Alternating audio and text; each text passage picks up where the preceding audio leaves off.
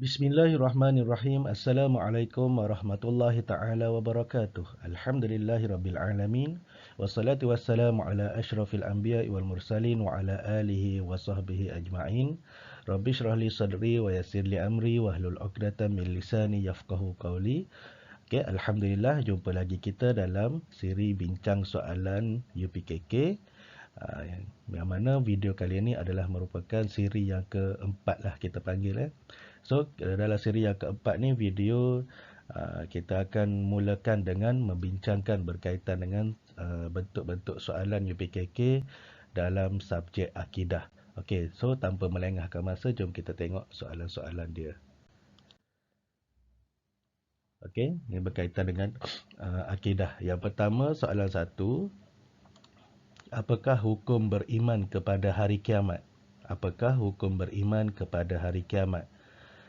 Alif wajib, ba sunat, jim harus, dal makruh. Okay, so jawapannya adalah wajib. Kerana apa? Hari kiamat tu ada dalam rukun iman. So kita sebagai orang Islam wajib percaya kepada hari kiamat. Okey, seterusnya soalan 2. As-sidqu bermaksud ataupun as-siddiq bermaksud apa? Alif benar, ba menyampaikan, jim jujur, dal bijaksana. Okey, yang mana satu? Sidqu artinya benar. Okey. Seterusnya, sifat harus bagi Rasul ialah sifat yang harus bagi Rasul ialah alif menyampaikan, ba bersyukur, jim jujur, dal bijaksana. Okay, sifat harus ni apa? Sifat harus adalah sifat yang sama seperti manusia biasa tetapi tidak merendahkan martabat seorang Rasul. So, macam contoh mandi, makan, tidur, sakit. So kat sini jawapannya adalah bersyukur. Okey, bersyukur. Seorang Rasul juga kalau dia dapat nikmat apa-apa, dia bersyukur. So soalan nombor 4. Wahdaniyah artinya alif banyak, ba ramai, jim tunggal, dal berbilang-bilang. Okey, wahdaniyah maksudnya adalah tunggal, satu. Okey, tunggal. Soalan nombor 5, apakah maksud Allah Maha Hidup? Apakah maksud Allah Maha Hidup?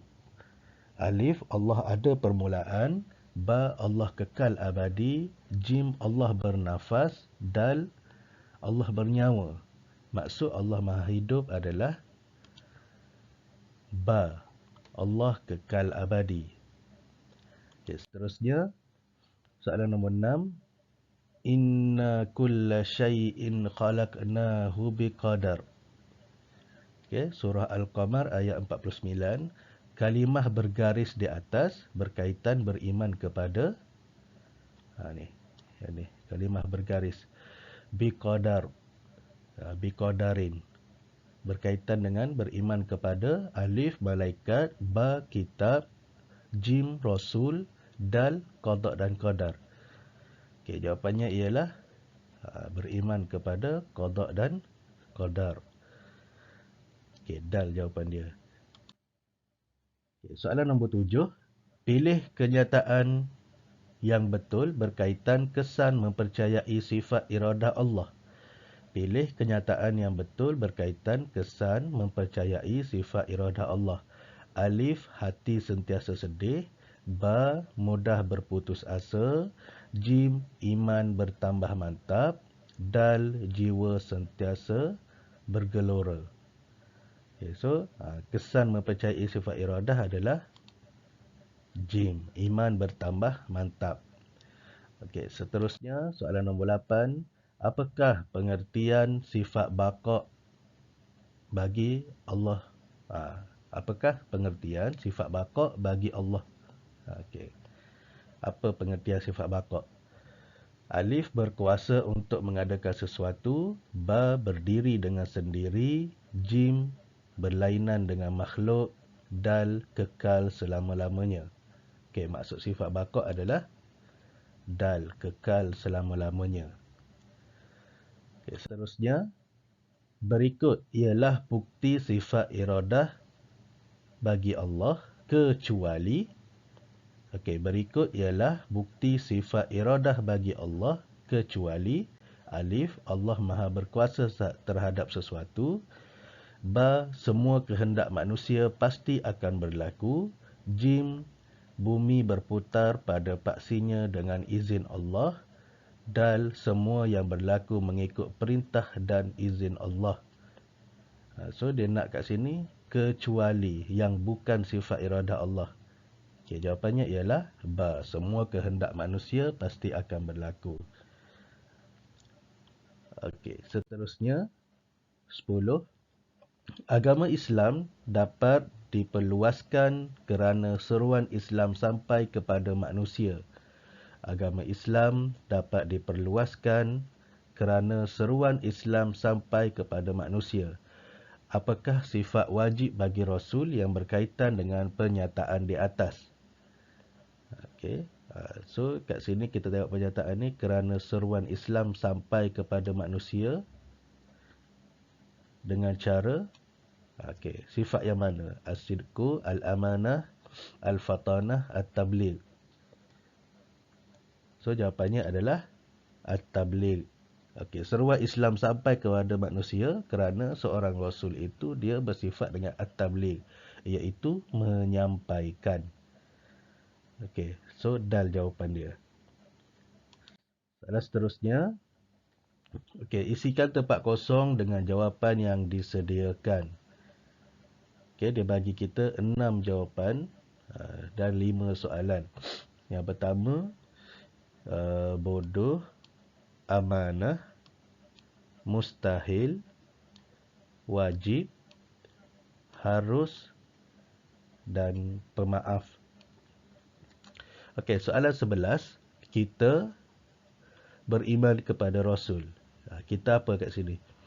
So, kita, jawapannya, kita wajib beriman kepada Rasul.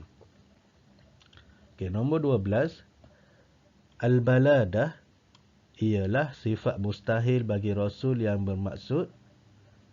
Apa maksud baladah? Okay, al-baladah ialah sifat mustahil bagi Rasul yang bermaksud bodoh. Okay, kemudian 13, al-khiyanah ialah sifat apa bagi Rasul? Al-khiyanah ialah sifat mustahil bagi Rasul. Okay, al-khiyanah ialah sifat mustahil bagi Rasul. Kemudian soalan nombor 14, sifat wajib bagi Rasul ialah. Sifat wajib bagi Rasul ialah. Okay, so kalau kita tengok sifat wajib dalam pilihan jawapan ni ada satu je, amanah. Okay, amanah. Sifat wajib bagi Rasul ialah amanah. Kemudian soalan nombor 15, berkahwin dan berkeluarga ialah sifat apa bagi Rasul? Berkahwin dan berkeluarga ialah sifat harus bagi Rasul. Okay, sifat harus bagi Rasul. Okey, selesai. Seterusnya, soalan 16 hingga soalan 20, 5 markah. Tandakan right atau pangkah pada pernyataan di bawah. Okey, 16, mempercayai bahawa kitab suci Allah diturunkan kepada rasul-rasulnya. Mempercayai bahawa kitab-kitab suci Allah diturunkan kepada rasul-rasulnya. Okey, betul ke salah? Ya, betul lah ya. Kemudian 17, terdapat 5 buah kitab yang diturunkan kepada rasul-rasul. Betul ke? Berapa? 5 ke berapa? Okay, salah ya, jawapan dia 4. So kita pangkah. Okey, kitab-kitab yang diturunkan menjadi petunjuk kepada manusia ke jalan yang benar.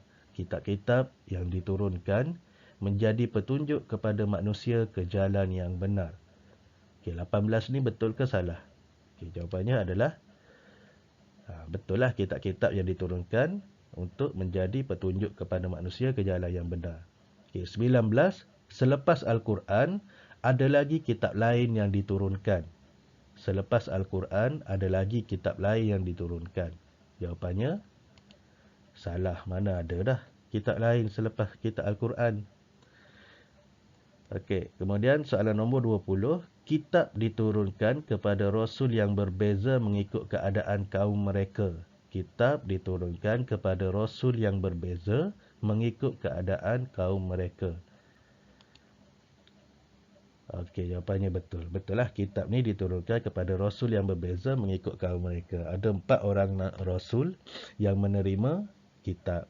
Kitab Zabur kepada Nabi Daud, kitab Taurat kepada Nabi Musa, kitab Injil kepada Nabi Isa dan kitab Al-Quran kepada Nabi Muhammad. Okey, seterusnya, padankan nama hari kiamat dan ertinya. Padankan nama hari kiamat dan ertinya. Okey, 21. Yaumul Ba'si. Yaumul Ba'si ni apa maksud dia? Yaumul Ba'si adalah hari kebangkitan. Kemudian 22. Yaumul Hisab.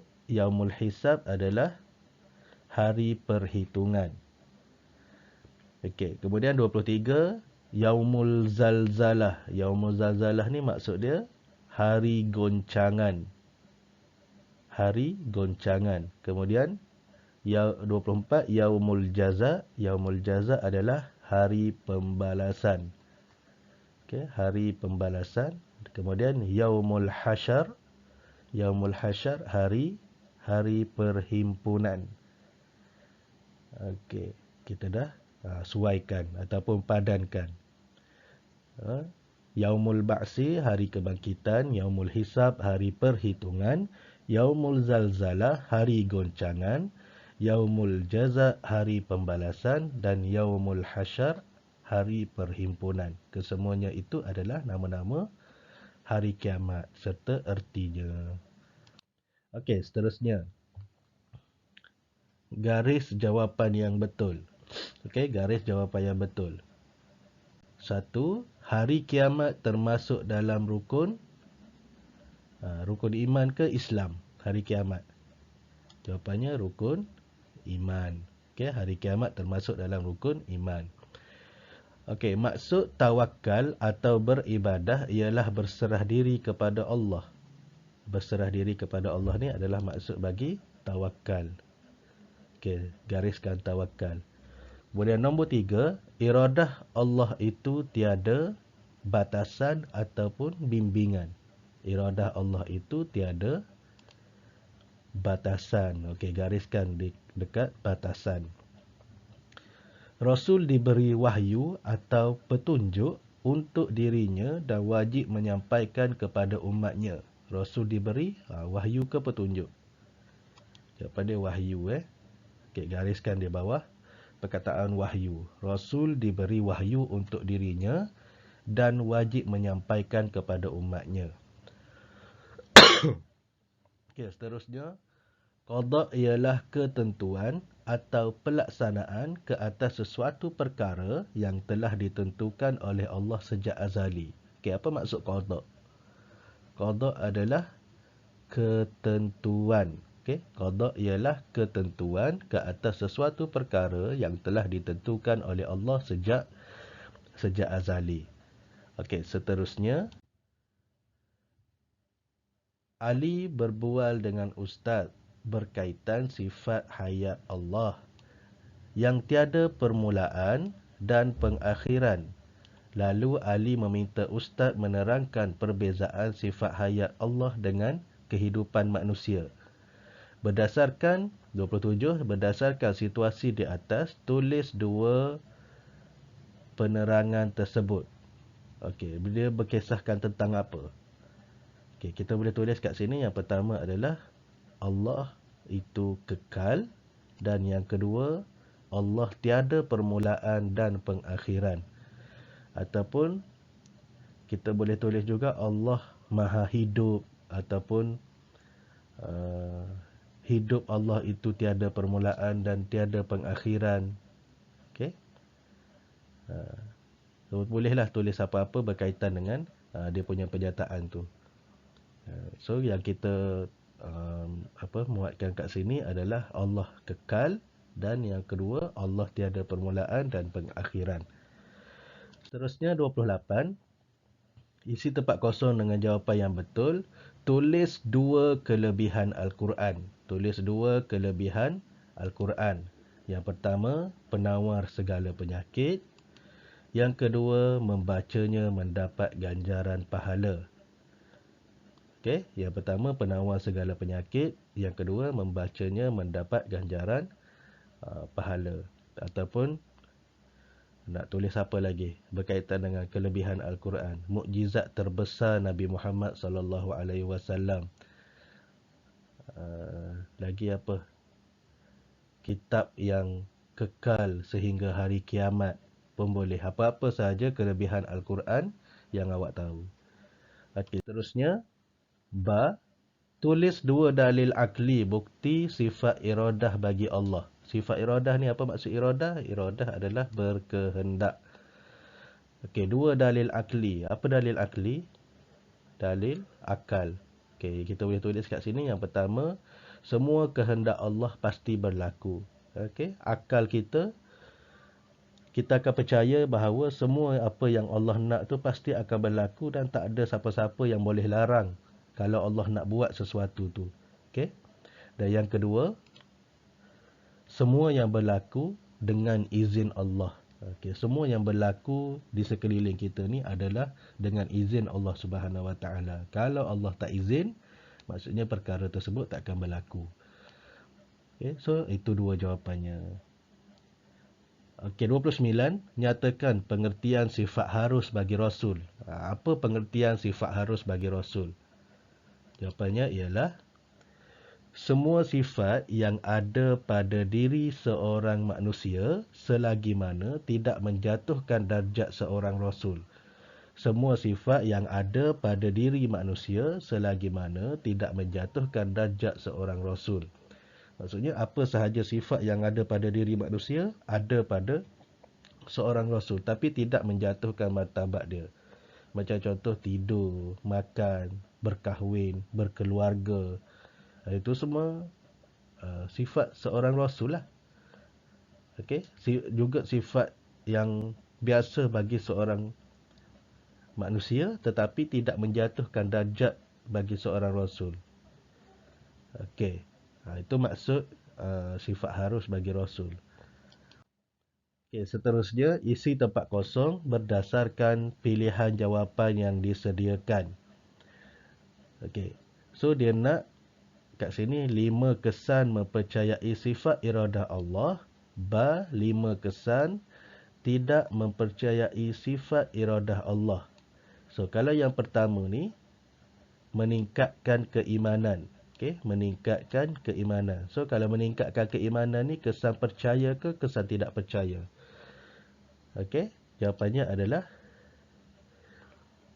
kesan mempercayai. Okey. Seterusnya, kita tengok jawapan buruk sangka. Buruk sangka ni kesan mempercayai ke kesan tidak mempercayai sifat iradah? So, buruk sangka adalah kesan tidak mempercayai. Okay, kita masukkan buruk sangka. Kemudian bangga diri. Okay, bangga diri juga kesan tidak mempercayai sifat iradah. Seterusnya, ada keyakinan diri. Ada keyakinan diri, kesan mempercayai sifat iradah Allah. Seterusnya, sabar menghadapi cabaran. Sabar menghadapi cabaran. Sabar menghadapi cabaran ni adalah kesan mempercayai sifat iradah Allah. Seterusnya, berputus asa. Okey, berputus asa, kesan tidak mempercayai sifat iradah. Kemudian, redha atas ketentuan Allah. Redha atas ketentuan Allah, kesan mempercayai sifat iradah Allah. Seterusnya, lupa diri. Lupa diri, kesan tidak mempercayai sifat iradah Allah. Okey, seterusnya, merosakkan iman. Merosakkan iman juga adalah kesan tidak mempercayai sifat iradah Allah. Seterusnya, Yang terakhir, berikhtiar dan bertawakal. Berikhtiar dan bertawakal ni adalah kesan mempercayai sifat iradah Allah. So kita berdasarkan jawapan, pilihan jawapan yang dia telah bagi, kita dah kelaskan sama ada dia adalah kesan mempercayai sifat iradah Allah ataupun kesan tidak mempercayai sifat iradah Allah. So kesan mempercayai sifat iradah Allah ialah meningkatkan keimanan, ada keyakinan diri, sabar menghadapi cabaran, redha di atas ketentuan Allah, berikhtiar dan bertawakal.